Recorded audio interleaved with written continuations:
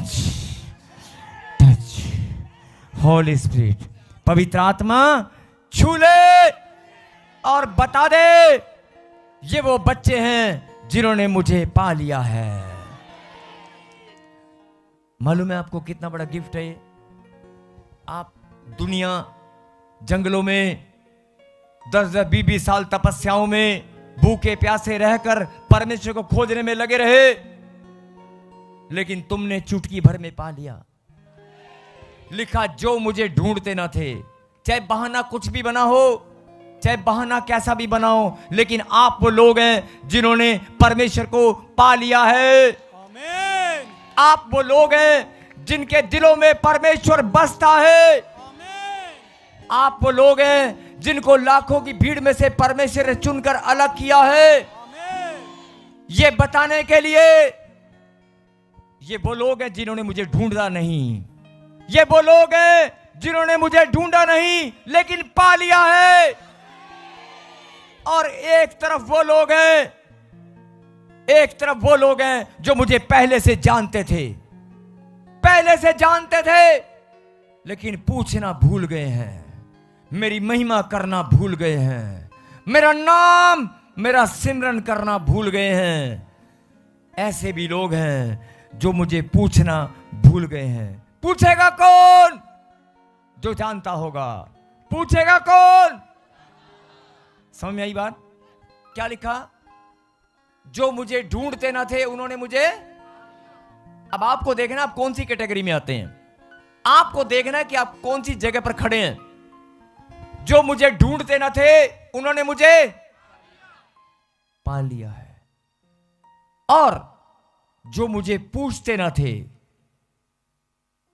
इसका मतलब जानते हैं, जानते हैं, जानबूझकर भी, जानने के बाद भी परमेश्वर की महिमा करना, उसके विश्वास में गिरना, उसके विश्वास से दूरी बनाना, उसके नाम पर उंगली उठाना, कुछ ना कुछ तो कर रहे हैं।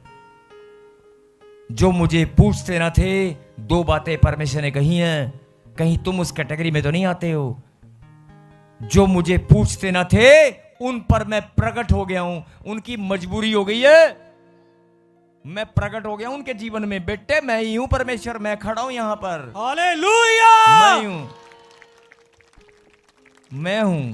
उनकी मजबूरी हो गई है, घुटना, मैं प्रकट हो गया उनके जीवन में। बेटे मैं ही हूं, चारों तरफ घूम के जहां मर्जी चक्कर काट ले, आना यहीं पड़ेगा। मैं ही परमेश्वर हूं, मैं परमेश्वर हूं, और मैं तेरे जीवन में तेरे पापों से, तेरे दुख तकलीफों से छुटकारा देने वाला मैं ही हूं। जहां मर्जी चला जा, घूम फिर आएगा मेरे पास ही। मैं प्रकट हो गया हूं तेरे जीवन में, जिसने मुझे पूछा नहीं।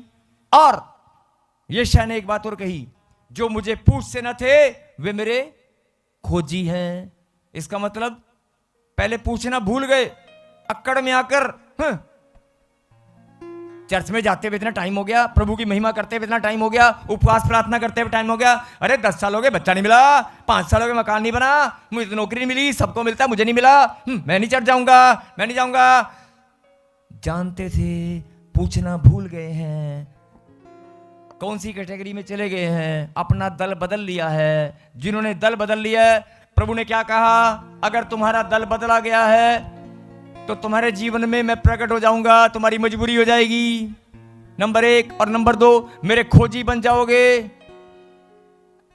खोजी बनना मतलब है जगह जगह ढूंढोगे, परमेश्वर जो गलती होगी माफ कर, एक बार फिर से मिल लेना, एक बार फिर से मिल ले, एक बार फिर से बताना तू कहाँ है, कहाँ है, कौन सी चर्च में है, यहाँ है, मैं यहाँ भी आ जाऊंगा, बता देना प्रभु मैं तेरा खोजी हूँ, मैं तेरा खोजी हूँ, मैं तेरा डरवैया हूं, प्रभु फिर से दया कर। ये कैंसर निकला है, HIV निकल आई है, मेरा कर्जा, मेरी बच्ची, मेरे को डॉक्टर ने, मेरे बेटे को, मेरी बेटी को डॉक्टर ने जवाब दे दिया है, परमेश्वर मुझ पे दया कर, मैं फिर से तेरे पास आया हूं, फिर से। वो फिर से वाले लोग, फिर से वाली नौबत ना आए। मेरा हस्बैंड, फिर से वाली नौबत ना आए। बात की गहराई को समझो और अपनी प्रेजेंस को महसूस करो। आप कौन सी पार्टी में हैं, आप कौन से दल में हैं, आप कौन से स्थान पर खड़े हैं परमेश्वर की नजर में। अपनी आत्मा में झांक कर देखो, फिर से सुने, जो मुझे ढूंढते न थे उन्होंने पा भी लिया है। उनके दिलों में मैं बसता हूं। और जो मुझे पूछते न थे, घमंडी और अक्कड़ वाले लोग, डायलॉग मारने वाले लोग, दोष लगाने वाले लोग, उंगली उठाने वाले लोग, ठट्ठा करने वाले लोग, वचन का अपमान करने वाले लोग, ऐसे लोगों को परमेश्वर बोलता है मेरे खोजी बनना पड़ेगा। तुम्हारे जीवन में मैं प्रकट हो गया हूं। और अगर मैं प्रकट हो गया ना तो मजबूरी हो जाएगी घुटने टिकाने की। इसलिए आपको देखना है कि आप कौन से स्थान पर खड़े हो। और अगर अभी भी कुछ कमी पेशी है तो अपने आप को दूर करें, अपने आप को बदल लें, अपने स्वभाव को बदल लें। क्योंकि यह भविष्यवाणी पवित्र आत्मा ने मुझे कहा कि तू कर। जो काम तुम्हारे जीवन में आज तक नहीं हुआ वो अब होगा। इसी वर्ष में तुम चमकोगे। जो मुझे ढूंढते ना थे उन्होंने मुझे पा लिया है। आपने ढूंढा नहीं है, कोई पकड़कर गलती से ले आया, किसी ने सुसमाचार सुना दिया, किसी ने तुम्हें सुसमाचार सुना दिया और तुम्हारा मन बदल गया है। किसी ने सुसमाचार सुनाया, प्रभु का नाम बताया और उसके अनुग्रह की दृष्टि तुम पर ठहर गई है। किसी ने तुम्हें प्रभु का नाम बताया, प्रभु के बारे में बताया, उसकी दया के पात्र तुम बन गए हो। किसी ने बताया नहीं बताया, वो किसी वाला शब्द है ना, जो वो किसी को भी प्रभु नहीं भेजा है। वो किसी को भी प्रभु नहीं भेजा था। जाओ उसके घर में नाम बता दे, वो रो रही है, वो टूटी हुई है, वो परेशान है। जा मेरा नाम उसे बता दे, ये टूटी हुई है, परेशान है, मैं इसे खुशी और आनंद देना चाहता हूं। जीवन भर रोती आई है, मैं इसके जीवन को बदलना चाहता हूं। यही बात परमेश्वर आपसे समझाना चाहते हैं। जो मुझे ढूंढते ना थे उन्होंने मुझे पा लिया है, और जो मुझे पूछते ना थे वे मेरे खोजी हैं। जो मुझे पूछते ना थे वे मेरे खोजी हैं, और उन पर मैं प्रकट हो गया हूं। बात की गहराई को समझ चुके हो तो बजाओ ताली, करो धन्यवाद कि मैंने खुदा को पा लिया है। अगर खुदा को पा लिया है, सुनो, 16 साल से बच्चा नहीं है, 15 साल से औलाद नहीं है, क्या परमेश्वर की आंखें, दोष लगाना कुड़कड़ाना बंद करो। दोष लगाना कुड़कड़ाना बंद करो। अगर घर नहीं बना, कर्जा है, नौकरी नहीं बनी, अरे परमेश्वर है वो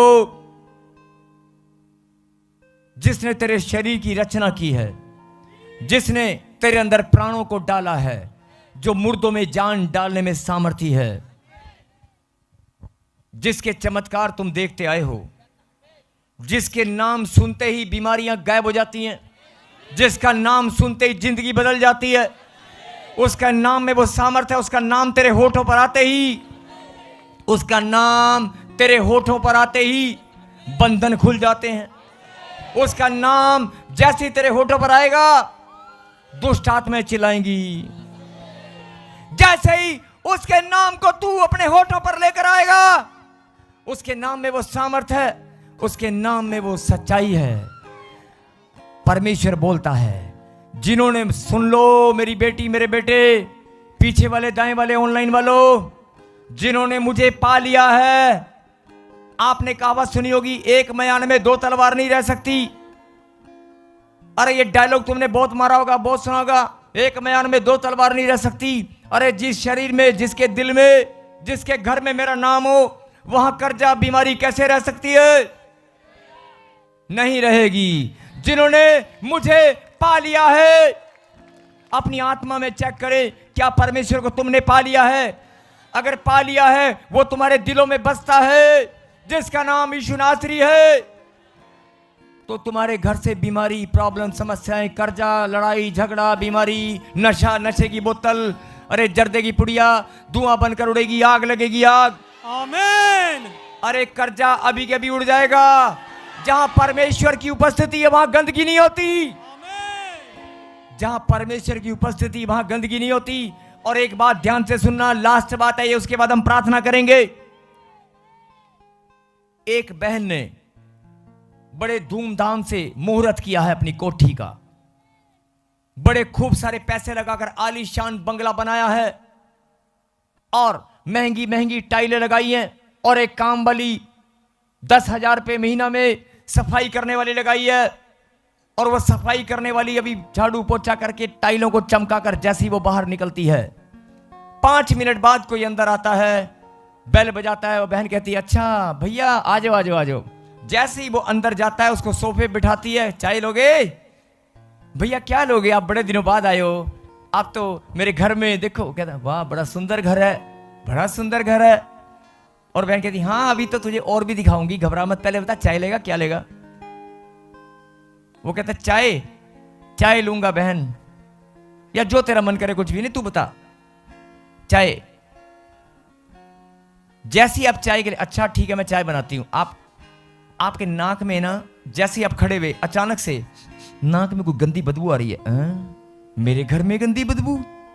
आपका ध्यान उसके जूतों की ओर जाता है, नीचे सड़ा हुआ गोबर लगा हुआ है। आप चाय पूछोगे? चाय पूछोगे? क्या बोलोगे? अबे निकल, चल खड़ा हो, इतनी महंगी टाइलें, इतना बड़ा। भाई तू गुस्सा करना कर, पहले बाहर निकल, दोबारा पोछा लगाना पड़ेगा मुझे, मैं नहीं पिलाऊंगी तुझे चाय, चल बाहर निकल, अपने जूते उतार, जाने चाह। लेकिन दोबारा सारा घर सड़ा के रख दिया तूने, मेरा गंदी बदबू गोबर की। उसने कहा बहन मैं क्या करूं, मेरा तो गलती से पैर लग गया था। गलती से पैर हर इंसान का पाप में चला जाता है, हर एक इंसान का पांव गंदा हो जाता है, सोच विचार गंदे हो जाते हैं, कुछ भी हो सकता है, नहीं पता चलता। अगर एक इंसान के घर में इतनी शुद्धता है, आपके पांव की गंदगी उसे नजर आती है और बर्दाश्त नहीं कर सकती, वो परमेश्वर जब आपके दिल में आएगा, जब आपके अंदर आएगा, क्या गंदगी बर्दाश्त करेगा? इसलिए अपने दिलों को, अपने मन को, अपने शरीरों को पवित्र बनाओ। अगर परमेश्वर की उपस्थिति, जो लोग कहते हैं मैंने पा लिया है, अरे पा लिया भी, तेरे को कार्ड मिला है, अब वो तो चाहता कि मैं अंदर आऊं, लेकिन अंदर गंदगी इतनी भरी हुई है, वो गंदगी कौन साफ करेगा? बात समझ में आई? अगर समझ में आ गई है ना, तो आज से अपने मनों को, अपने शरीर, अपनी देह प्राणात्मा को शुद्ध करो। बोलो हे परमेश्वर, आपके वचन में लिखा है तुम भी पवित्र बनो जैसे मैं पवित्र हूं। बोलो आमीन। अगर तुम पवित्र बनोगे तो सचमुच में परमेश्वर की उपस्थिति तुम्हारे अंदर होगी। और जो लोग बोलते हैं ना गांठ, गिल्टियां, पथरियां, रसोड़ियां, मैंने कहा ना एक म्यान में 2 तलवारें नहीं रह सकती। परमेश्वर का नाम अगर तुम्हारे अंदर है तो बीमारी, कर्जा, प्रॉब्लम यार कैसे रहेगी? समझ में नहीं आया?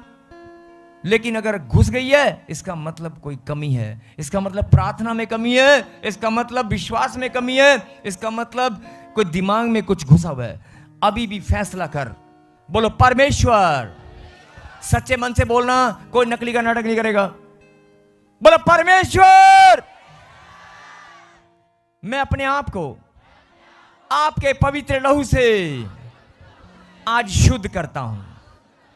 आपके पवित्र लहू से मैं अपने शरीर और मन को शुद्ध करता हूं, सोच और विचार को मैं शुद्ध करता हूं। मैं पवित्र हो चुका हूं। मेरे पिता अपनी दया, अपना अनुग्रह मुझ पर और बढ़ा।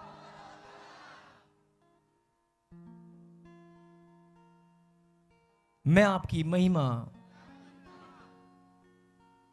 आपकी महिमा, फिर से बोले मैं आपकी महिमा एक दिन नहीं, हर पल करना चाहता हूं, हर पल करना चाहता हूं। मुझ पर दया कर। कहीं आमीन। मेरे पिता, जिन बच्चों ने अपना मन फिराकर आज तेरे चरणों में विनती की है कि वो एक दिन नहीं हर पल तेरी महिमा करना चाहते हैं, मेरे पिता तू इन्हें बढ़ाएगा और इनके जीवन को बदल देगा। मैं विश्वास करता हूं, धन्यवाद करता हूं। और आज जो गंदगी, जो कचरा, जो गंदी बदबू चाहे वो पाप की है, इनके कामों की है, इनके रोजगार की है, इनके रिश्तों की है, आज मेरे पिता उसे आप उखाड़ कर इनके जीवन को, हम सब के जीवन को फिर से आप शुद्ध करें और ये सीना फुलाकर कहने पाए, मैंने खुदा को पा लिया है।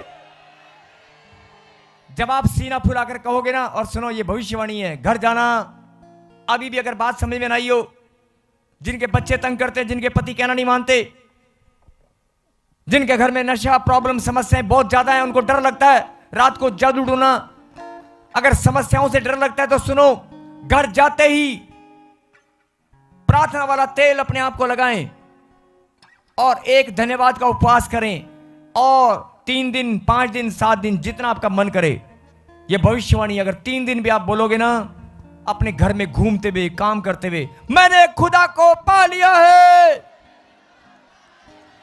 आप केवल घर में बोलते जाना, बोलते जाना, बोलते जाना, मैंने खुदा को पा लिया है, मैंने खुदा को पा लिया है, खुदा का हाथ मेरे ऊपर है।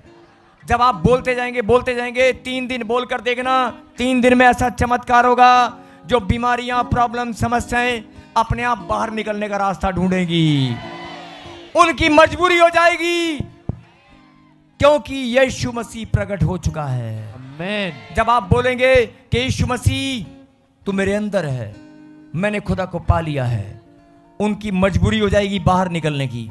देखना चाहते हो? देखना चाहते हो? फिर से बोलो, कैमरामैन अभी देखना, पीछे दिखाइयो,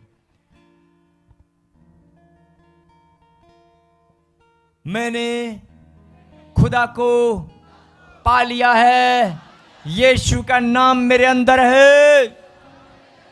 जो गंदगी, जो जादू टोना, जो बीमारियां मेरे अंदर हैं, मैं उन्हें डांटती हूं, मैं उन्हें डांटता हूं, यीशु के नाम में चल निकल, बाहर आ जा। बोलो आमीन।